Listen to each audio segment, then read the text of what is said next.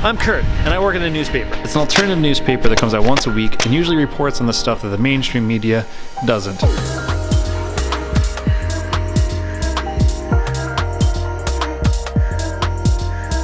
And here I'm the digital editor, which is pretty much like an amalgamation of social media management, video production, video producer, and host, and sometimes writer and blogger smashed into one thing. And I guess this is sort of like a kind of life update video of what I've been up to, because this promotion's new. Everything I've been doing in my job is fairly new, and it's consuming a lot of my life in more ways than I anticipated. Today's Wednesday, and Wednesday is the day that I have to make the city beat. What a set. Real studio production stuff. Good morning, everyone. I'm Kurt Indovina, and this is the City Beat, a new weekly show where we try to give you the lowdown on everything that's happening here in Rochester. So yesterday we got a press release that a bunch of schools are participating in a national walkout day in a stance against gun violence, specifically following the Parkland shooting. So thankfully this school is not too far from where I work, so I'm braving the snowy tundra that is Rochester, New York, to see if I can oh, there goes my hood.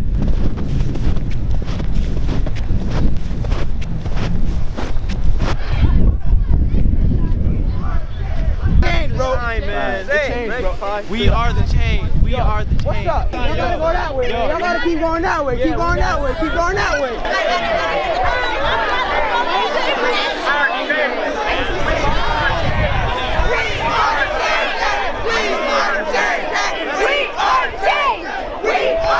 Now that's how you make a stance against gun violence. Not by having kids break and shatter video games. Kids getting rid of video games to send a message against violence, as one South Florida school says, challenge accepted. But by actually coming together as a community and moving out. That was incredible.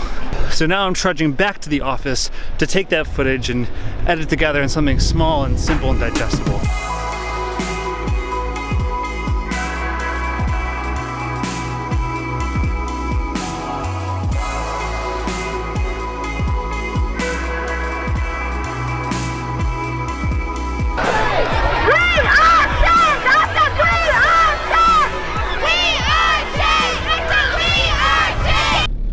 Honestly, that's usually more excitement than I'm used to in a day.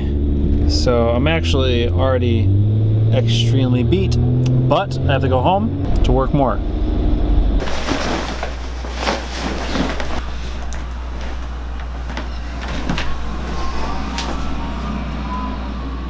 Okay, so I actually want to tell a little story as to how I got my job at a newspaper in the first place. So to begin, I have zero educational background in journalism or writing or any of that jibber jabber. So I first kind of got off the ground by starting a blog, and through there I kind of pitched a couple articles that I did to a few very small video game websites. I just emailed their editor saying, hey, I wrote a couple of these things I would like to write for you, and both of which said, okay, sure, you can write for us. And after doing that for a while and then kind of building more and more momentum and learning more as a writer, I eventually wrote for a couple other websites. But at the end of the day, I was still working customer service. I was still working at a cafe. I was in and out of cafes, to be completely honest. And while I was working at a grocery store here in Rochester, a friend of mine said that city newspaper was looking for a calendar editor, which is what I call a glorified data entry job. It's really just, it's the shit eating job. It's the thankless position where you just kind of plug in numbers for events that are happening. And frankly, it wasn't really all that appealing, but serendipitously enough, the editor was in my line cashing out, and I just decided, fuck it, I'll let him know that I'm interested in the position. He surprisingly entertained me, and then I sent him some of my writing work, and we went through the interview process, and I got the job. Now, of course, I got the job as a calendar editor, so I wasn't hired as a writer. I had to eventually squeeze my way into writing. And a year later, I got this job as the digital editor. And I did that by getting really bored at what I was doing.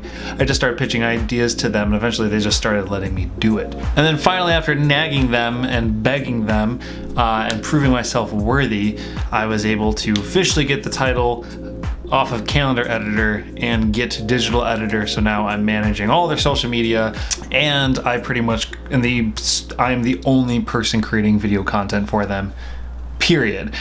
And I don't know, this was just sort of kind of a life update, what I'm up to, what I've been working on, and that's about it. Today's been a crazy day, and now I have to get right back to work. But before I go, I do have some other updates and things I would like to tell you about. A couple weeks ago, I was on the Le Petit Poutine podcast. That's right, it's a podcast done by a couple people who own a poutine business. They are smart, brilliant women who are branching out into different things, and of all things, they decided to make a podcast, and they had me on it.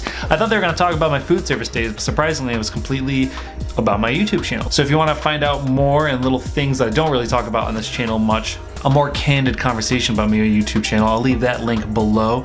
Also, if you guys aren't already, please follow me on Twitter and Instagram. I made a Facebook page, which is actually a little weird for me because I don't really understand.